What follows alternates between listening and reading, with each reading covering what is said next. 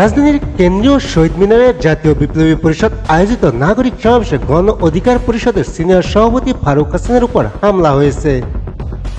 অন্তর্বর্তী সরকারের সমালোচনা করে দেওয়া বক্তব্যের জের ধরে একদল যুবক তাকে মারধর করেন। শনিবার বিকালের দিকে এই ঘটনা ঘটে। আহত ফারুককে ঢাকা মেডিকেল কলেজ হাসপাতালে নেওয়া হয়েছে। অনুষ্ঠানে ফারুক হাসান তার বক্তব্যে অন্তর্বর্তী সরকার ব্যবস্থার সমালোচনা করেন। তিনি বলেন, শেখ হাসিনার সংবিধান ছুড়ে দিয়ে আমরা বিপ্লবী সরকার করেছি, আমরা অন্তর্বর্তী সরকার চাইনি। এই বিপ্লব না হওয়ার পেছনে ৫ আগস্ট যারা সেনাপ্রধানের সঙ্গে বৈঠক করেছেন তাদের হাত রয়েছে। আহত অবস্থায় ঢাকা মেডিকেল কলেজের জরুরি বিভাগের সামনে ফারুক হাসান বলেন, ঘটনাস্থলে ছাত্রদলের নেতারা উপস্থিত ছিলেন। আমি রাজনৈতিক বক্তব্য দিয়েছি, আমার বক্তব্য ছিল সঠিক, কিন্তু ছাত্রদল নেতারা আমার উপর অতর্কিত হামলা করেছে। তারা আমার মোবাইল মানিব্যাগ ছিনিয়ে নিয়েছে। এ সময় ঘটনাস্থলে উপস্থিত হয়ে গণ অধিকার পরিষদের সাধারণ সম্পাদক রাশেদ খান বলেন, ছাত্রদল নয়, বরং হামলা করেছে জাতীয় বিপ্লবী পরিষদের ব্যক্তিরা। আমি শাহবাগ থানায় যাচ্ছি, আগামী ২ ঘন্টার মধ্যে হামলাকারীদের গ্রেপ্তার করতে হবে।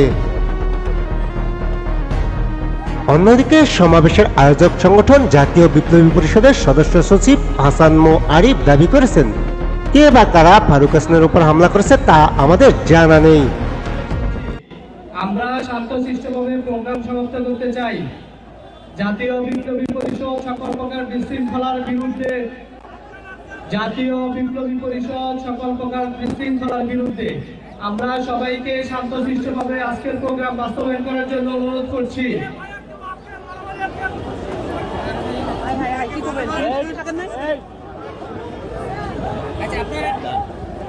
এখানে যারা বিশৃঙ্খলা সৃষ্টি করছেন, আপনারা কিন্তু এই শহীদ পরিবারের সাথে, আপনারা এই আহত নিহতের পরিবারের সাথে আপনারা বেইমানি করছেন। আপনারা যারা বিশৃঙ্খলা সৃষ্টি করছেন, আপনারা এই বিপ্লবে যারা শহীদ হয়েছে, শহীদ পরিবারের সদস্যদের সাথে আপনারা বিশ্বাসঘাতকতা করছেন।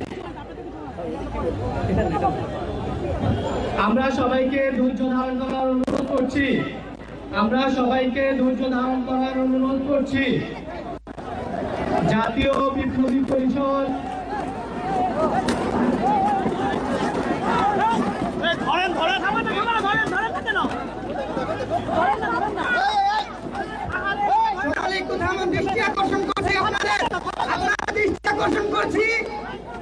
সকলকে দৃষ্টি আকর্ষণ করছি, থামুন থামুন। এখানে